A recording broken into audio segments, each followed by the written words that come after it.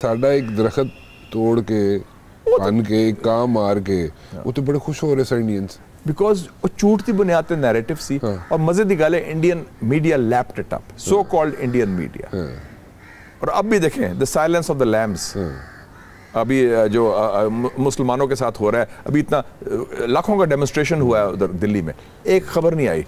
और वो क्या था, इंडियन वो इंफॉर्मेशन मिनिस्टर था, उसने कहा कि एमरजेंसी में 1975 जो मिसेस गांधी की थी, the Indian media was asked to crawl, asked to bend but they crawled. और पाकिस्तान मीडिया देखो, हमने ज़ियाउल हक के ज़माने कोड़े भी खाए, स्टैंड भी लिया, सारा कुछ है। ये इंडियन इंफॉर्मेशन मिनिस्टर ने कहा था उस वक्त। सो यू सी वो उनका मीडिया तो वो तो उनका लैपटॉप है बिल्कुल सारा। इंडियन मीडिया तो ना तो क्रिटिसाइज करता है, अपने रॉ को क्रिटिसाइज करता है, ना फौज को क्रिटिसाइज करता है। आपके मीडिया में ज़्यादा जाने, खुद उसने रॉबर्ट फिस्ट ने कहा था कि Pakistan has the freest media on foreign policy. और वो जो था ये जो है ये MIT का प्रोफेसर है, वो क्या नाम है उसका, लेफ्ट का जो है, उसने भी ये कहा है अबाउट पाकिस्तानी मीडिया।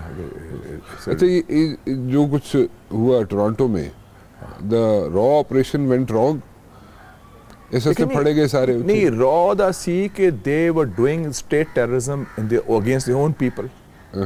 आपको पता ना, ग्रेगरी स्टैंटन है प्रेसिडेंट जेनोसाइड वॉच का, अमेरिकन। उसने कहा है कि genocide is in the making in Indian occupied Kashmir and Assam. ये पिछले साल टेस्टिमनी दी। ये नेपाल में करते रहे, बांग्लादेश में किया इन्होंने, पाकिस्तान में किया, they got away with it. अब यहाँ जो है ना, इन्होंने ओवररीच किया कि कैनेडियन सॉइल पर कैनेडियन सिटीजन्स को इन्होंने मारा और रॉ का स्टेशन चीफ को उन्होंने निकाल दिया।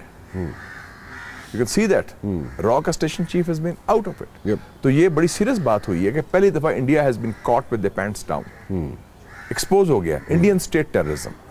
और हमने तो डॉसियर भी दिया था, आपको याद है, अक्टूबर 2020 में इंडियन स्टेट टेररिज्म का कितने ट्रेनिंग कैंप्स हैं। कोई मेरे ख्याल में 66 थे उसको तो अफगानिस्तान में अक्टूबर 2020 में, और 21 थे हिंदुस्तान में। और फिर इंडिया ने हमारे डिसइंफो लैब जो था ऑपरेशन ब्रसल्स का, वो भी किया हुआ था।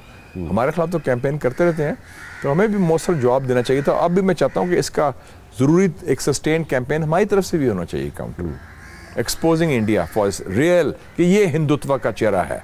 मुल्क के अंदर फाशिज्म और बैरूनी मुल्क में दहशतगर्दी, state terrorism. This is your 21st century Modi's India. अच्छा शाह जी, अगर मियां मोहम्मद नवाज शरीफ साहब, लास्ट क्वेश्चन, अगर मियां मोहम्मद नवाज शरीफ साहब वापस आ जाते हैं, उनका वोटर, उनका सपोर्टर उनके साथ है, इसमें कोई डाउट नहीं है, जो उनके पक्का जो वोटर सपोर्टर है उनका उनके साथ है, वो आके यहाँ पे कौन सी आउट ऑफ द बॉक्स चीज़ कह सकते हैं जिसको अवाम जो है वो उसको ग्रास्प कर ले, उसको बाय कर ले, और वो एकदम एक हाइप बन जाए मुस्लिम लीग नून की, उसकी फेवर में चली जाए, टिल्ट हो जाए सारी सिचुएशन। कोई है ऐसी चीज़? ये बयानिया वो नहीं होता कि आप ये लिखें और लिखें। अब रोटी कपड़ा मकान किसी कंप्यूटर में नहीं था, ठीक, वो तो it comes from the heart and your performance. मियाँ साहब खुद एक चलता फिरता बयानिया है, उनका ट्रैक रिकॉर्ड है, और उनकी प्रेजेंस ही एक बयानिया बन जाएगी। उनको लिख के देने की ज़रूरत नहीं कि अच्छी लफाजी उर्दू में कि ये है जी, मैं इंशाल्लाह अजीम से अजीम तक बनाएंगे। उनकी प्रेजेंस शो करेगी कि yes this man means business, he can do it. और जो PMLN में इस वक्त ब्रांड नेम सिर्फ एक ही है, मियां नवाज शरीफ। उनका ट्रैक रिकॉर्ड भी है, डिलीवरी भी है, और वैसे भी उनकी लाइकेबिलिटी भी है।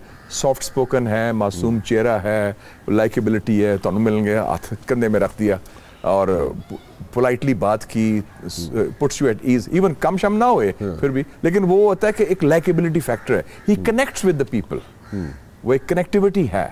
ही इज नॉट वो कोल्ड एंड डिस्टेंट पर्सन। तो वो मेरे ख्याल में ही हिमसेल्फ इज द बयानिया। बयानिया के क्या आपने बनाना है उसको, कोई टाइप करके स्क्रिप्ट बनानी है। ये भी गल ठीक है। आइंदा जो भी इलेक्शन जब भी होते हैं उसमें आपको PTI पार्टिसिपेट करती हुई नज़र आती है, और इसके साथ साथ PTI के बगैर एक मुनसिफाना, ट्रांसपेरेंट और क्रेडिबल इलेक्शन नहीं होगा। उसके अंदर PTI का चेयरमैन भी होगा या नहीं होगा? मैं इंडिविजुअल्स की बात नहीं करता, मैं इदारे की बात कर रहा हूँ। पार्टीज देखो, केसेस इरमान खान के खिलाफ भी हैं, मियाँ साहब के खिलाफ भी हैं, जरदारी साहब के खिलाफ भी हैं। वो केस वो छोड़ें, let the courts take their own course. हम बात करें पार्टिसिपेशन ऑफ पॉलिटिकल पार्टीज जो रजिस्टर्ड है इलेक्शन कमीशन के साथ, उसमें PTI has the right to participate, like Noon, like PPP. बाकी फिर अवाम फैसला करें, बैलेट बॉक्स फैसला करे। और पाकिस्तान खुद बैलेट बॉक्स की पैदावार है, हमें कोई गिफ्ट नहीं दिया ब्रिटिश ने। कायद आज़म ने एक सियासतदान थे, एक पॉलिटिकल पार्टी के लीडर थे, ऑल इंडिया मुस्लिम लीग, और बैलेट बॉक्स के जरिए पाकिस्तान लिया उन्होंने, सियासी जद्दोजहद के जरिए। तो this is in a DNA, fair and free election and political parties. और वैसे भी पॉलिटिकल पार्टीज जोड़ती हैं मुल्क को, चाहे पीटीआई हो या पीएमएलएन हो या पीपीपी हो। तो ये मेरा ख्याल बड़ा है, उसके बगैर पार्टिसिपेशन किसी को माइनस करना पॉसिबल नहीं। आप भुट्टो को माइनस नहीं कर सके, आप मियां साहब को माइनस नहीं कर सके, आपने वली खान को गद्दार बना दिया था 75 में, क्या हुआ? तो लेट्स लर्न फ्रॉम हिस्ट्री। गलतियां आपने करनी है तो नई गलतियां करें, पुरानी गलती ना दोहराएं।